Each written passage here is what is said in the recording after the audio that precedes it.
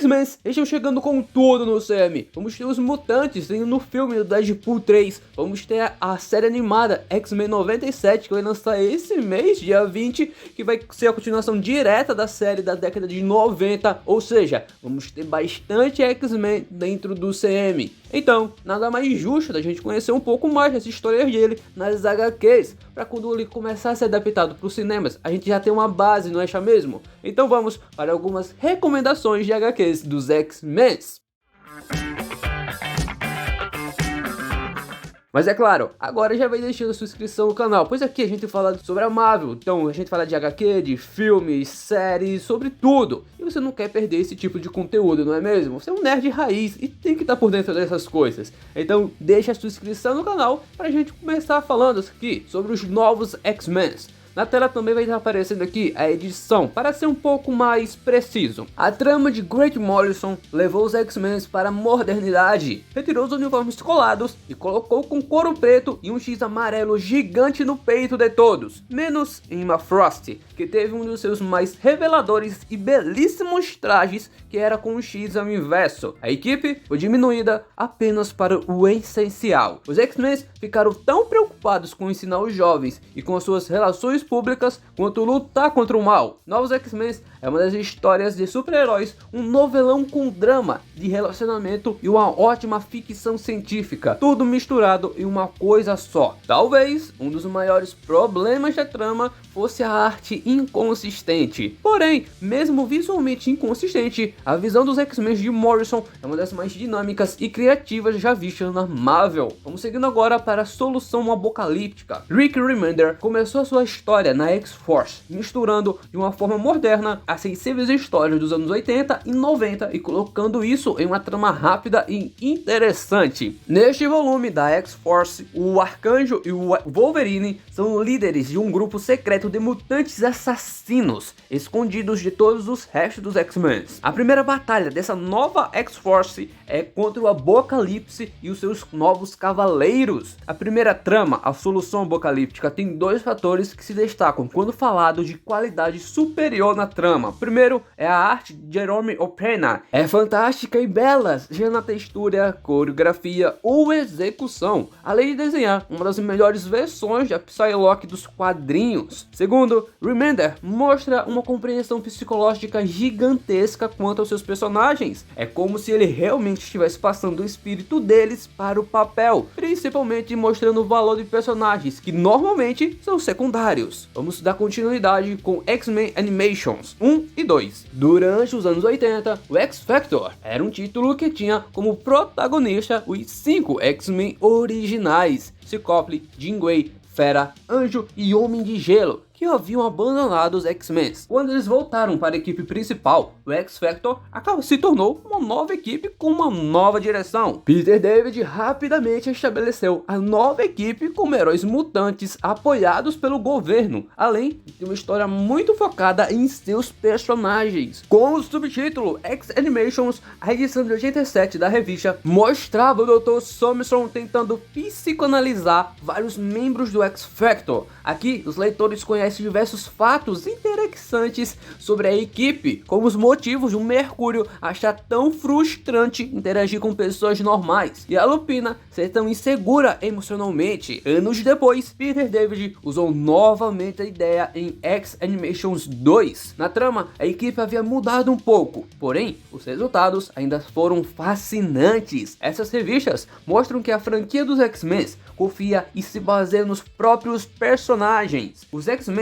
são falhos, conflituosos e um dos melhores escritores para retratar isso é Peter David. Vamos dar continuidade com Inferno. Inferno foi um evento que uniu 3 títulos mais importantes dos X-Men da época: X-Factor, X-Men e os Novos Mutantes. Na trama, os demônios, Sin e Nastri, eu acho que estou falando certo, enganam a Illyana Rasputin, a magia, ao capturá-la junto com os Novos Mutantes e forçaram ela a abraçar o seu lado demoníaco para abrir um portal entre o Limbo e Nova York para conseguir libertar os seus amigos. Porém, um dos demônios consegue manter o portal aberto, então os demônios invadem a Terra. Essa invasão demoníaca serviu para fazer com que todos os heróis de Nova York tivesse que lidar com a invasão. Vamos dar continuidade com a Era Apocalipse. A franquia dos X-Men não estava com a mesma força durante os anos 90. Na verdade, estava tudo muito ruim nos anos 90. Porém, os X-Men tinham um ótimo momento com a Era Apocalipse. A premissa do gigantesco evento era bem simples. O que teria acontecido no mundo se Charles Xavier não estivesse lá para guiar os X-Men? Com o Xavier morto acidentalmente por seu filho, o Legião, essa trama mostrava uma nova equipe dos X-Men liderados por Magneto e a sua esposa,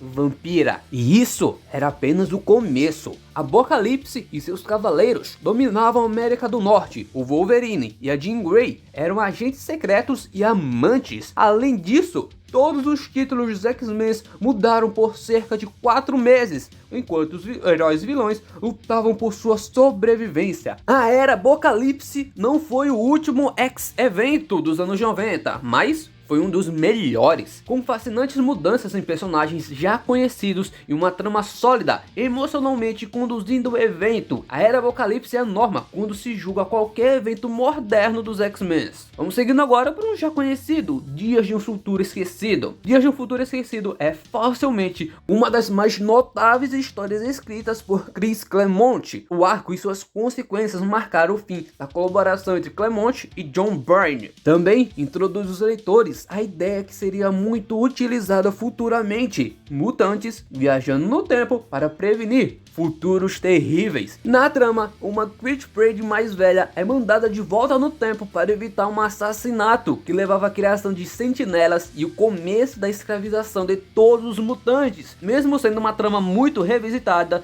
Dias de um Futuro Esquecido é uma história fantástica e original que jamais será ultrapassada. Claremont e Byrne concluíram sua influente colaboração com uma história clássica bela e fatalista. Vamos seguindo agora com Magneto, Testamento. Todo mundo conhece a história do Magneto, certo? Mas, a menos que você tenha lido Magneto Testamento, você não sabe da história completa. Esta minissérie mostrava a história de um jovem mutante da Alemanha nazista. Os fãs finalmente descobrem seu verdadeiro nome, Max Eisenhardt. Conhecemos a sua família e vimos o início do romance entre Max e a sua futura esposa, Magna. Acima de tudo, vimos os horrores que transformaram o garoto inocente no carismático e terrível ativista dos direitos mutantes.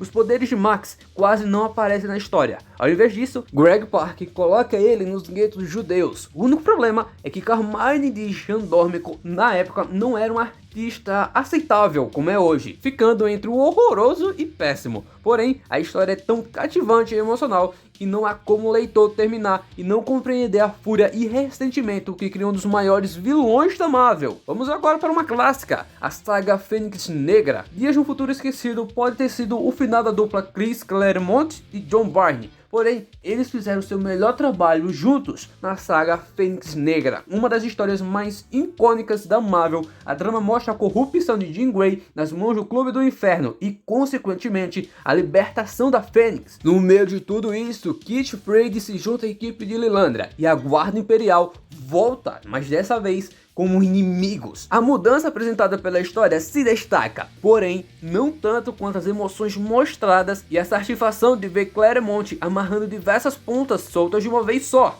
Byrne faz um dos seus melhores trabalhos no título ao longo do arco, culminando em uma grande batalha contra a Guarda Imperial e o trágico sacrifício da Fênix. No final, os X-Men devem fazer um terrível sacrifício e a equipe nunca mais seria a mesma. Não importa quantas histórias futuras tentam diminuir o impacto dessas edições. A primeira morte de Jean Grey, a saga da Fênix Negra, continua poderosa e magnífica. Uma pena que ninguém consegue fazer essa saga dar certo nos cinemas. Vocês já perceberam? Vamos seguindo agora com surpreendentes X-Men. Quando falamos de melhores histórias mutantes, Surpreendentes X-Men mistura todos os melhores elementos, o drama e o conflito com o foco nos personagens do jeito de Chris Claremont. Essa história dá uma boa visão analítica do psicológico dos personagens como Peter David e junto com tudo isso, ela tem uma saudável dose de humor, um diálogo rápido e inteligente que marca a registrada de Joss Whedon. A trama combina esses elementos com novos vilões, novos heróis e algumas das melhores artes que você virá nas revistas dos X-Men. Como resultado disso, poderia ser algo menor do que uma das melhores histórias dos X-Men. Grant Morrison podia ser algo difícil de seguir em 2004, mas Joss Whedon se provou mais do que adequado para a tarefa. Ele trouxe Kate Pryde de volta e a colocou novamente como uma forte e engajada heroína. Ele trouxe Colossus de volta dos mortos em uma cena que é simplesmente fantástica. Ele afirmou o relacionamento entre Ciclope e Emma Frost. Ele provou que menos é mais quando se tratado do Wolverine. E ao todo, ele nos deu uma pequena equipe de mutantes com um grande desafio, cujas resoluções realmente foram surpreendentes. Surpreendentes X-Men foi uma fantástica trama em termos de talento e elenco. E vamos finalizar aqui com uma história Deus ama, o homem mata. Os mutantes são uma metáfora para diversas minorias do mundo real que passam por preconceito ou opressão. Essas metáforas são algumas vezes mais diretas que outras, e uma das mais diretas está nessa graphic novel. Na trama, os X-Men e Magneto são forçados a se unir contra um homem chamado Stryker, após ele colocar a vida de um mutante em perigo. Porém, diferente de suas versões que foram para os cinemas, Stryker não é um homem militar. Ele é um carismático pastor que convence seus fiéis a linchar e assassinar mutantes em nome de Deus.